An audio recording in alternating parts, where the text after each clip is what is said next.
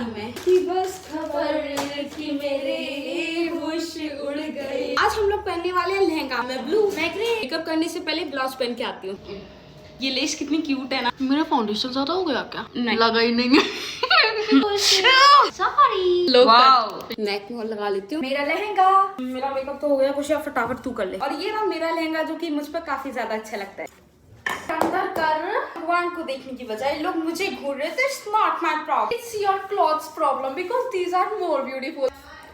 तुम मेरे बालों के पीछे क्यों पड़ रही? मैं ये वाली पैंट डाल लेती हूँ। अरे चालू है क्या? वो मम्मी की तरह बोला तो मैं नॉर्मली रख रही हूँ क्योंकि ये लेस है ना, इसीलिए। 5, 6, 7 गो। तो गाइस हम लोग रेडी हो चुके हैं।